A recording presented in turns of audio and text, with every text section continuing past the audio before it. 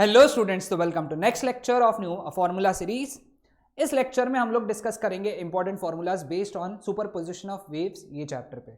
तो हमारा सबसे पहला फॉर्मूला है what is velocity of wave, है ना। Wave velocity v is equal to N lambda या फिर lambda by T.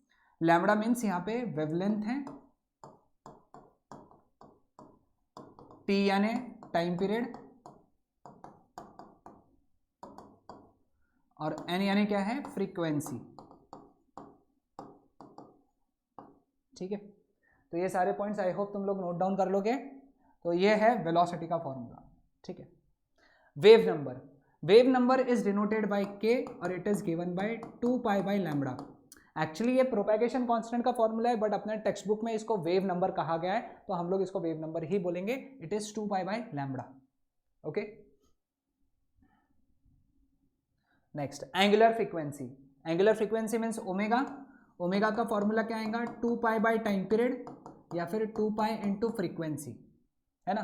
Same formula है जो ऑसिलेशन में भी आया था, रोटेशनल डायनामिक्स में भी आया था। Okay, next relation between phase difference and path difference. Okay, phase difference delta phi is 2 pi delta X by lambda. इसको हम लोग बोलते हैं फेज डिफरेंस, और इसको हम लोग बोलते हैं पाथ डिफरेंस, और इसको हम लोग कहते हैं वेवलेंथ, है ना। तो आई होप ये नोट डाउन करने की जरूरत नहीं है, बट याद रखना phase difference is 2 pi into path difference upon lambda. Okay, next equation of simple harmonic progressive wave, ये इंपॉर्टेंट है। अब ये वेव जो जा रही है ये पॉजिटिव एक्स डायरेक्शन में जा रही है ना, एंड पार्टिकल्स जो है ये वाई डायरेक्शन में ऑसिलेट कर रहे हैं, है ना। पार्टिकल्स वाई डायरेक्शन में ऑसिलेट कर रहे हैं और वेव जा रही है पॉजिटिव एक्स डायरेक्शन में। तो equation is y is equal to a sine omega T minus K X. ये पहला एक इक्वेशन है जो तुमको याद रखना है। y is equal to a sine bracket में 2 पाई कॉमन निकला t by T minus X by lambda. ये दूसरा इक्वेशन है। ओके, समझ में आया। ये दो इक्वेशन सभी ने याद रखना है। ओके, दो सबसे ज्यादा यूज्ड इक्वेशन है, और भी कई सारे बनते हैं लेकिन अपने को दो याद रखना है।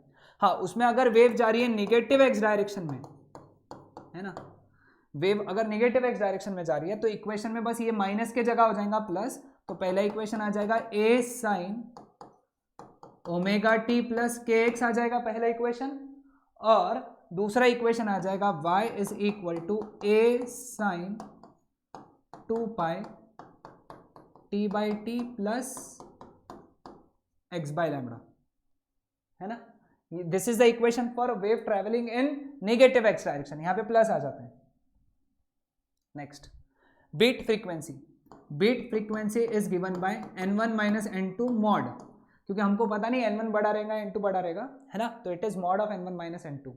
ओके, या फिर जो टर्म बड़ा, जो फ्रीक्वेंसी बड़ी है उसको n1 बोल दो, जो फ्रीक्वेंसी छोटी है उसको n2 बोल दो, फिर मॉड लगाने की जरूरत नहीं है।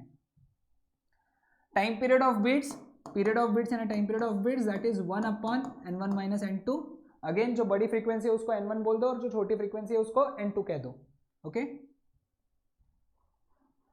इक्वेशन ऑफ स्टेशनरी वेव का इक्वेशन क्या है, y is equal to twice a cos 2 pi x by lambda into sine 2 pi n t. ठीक है, समझा। तो ये है हमारा standard equation of stationary waves. Fundamental frequency of stationary waves on stretch string, है ना। स्ट्रेच स्ट्रिंग पे जो स्टेशनरी वेव बनती है उसका फंडामेंटल फ्रीक्वेंसी होता है 1 by twice l square root of t by small m। L यानी लेंथ है, लेंथ ऑफ स्ट्रिंग, टी यानी tension in string,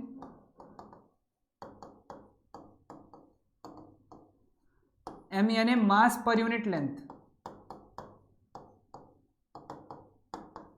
mass per unit length of string.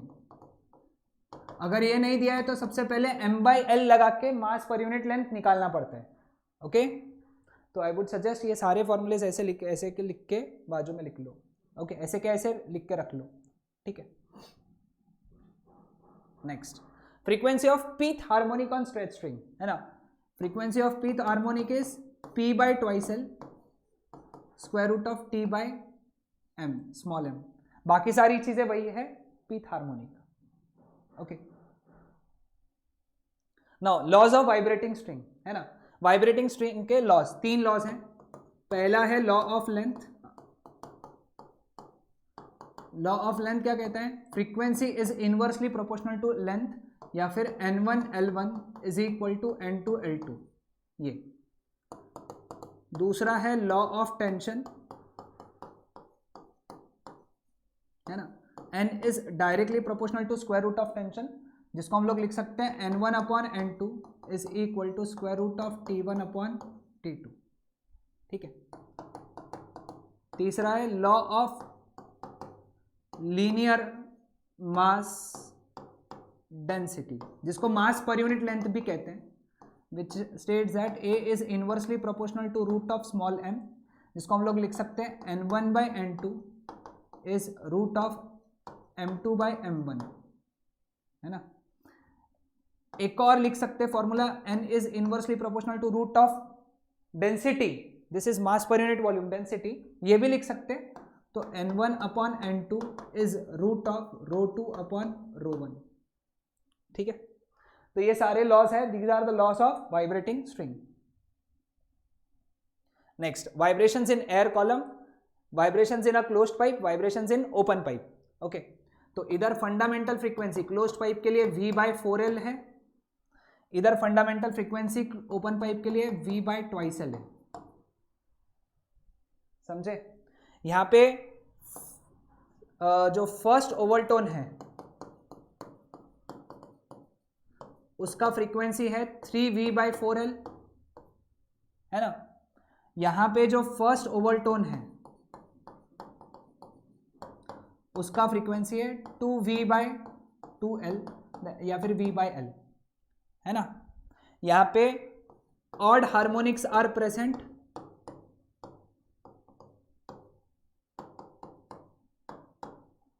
यहां पे लिख सकते हैं ऑल हार्मोनिक्स आर प्रेजेंट,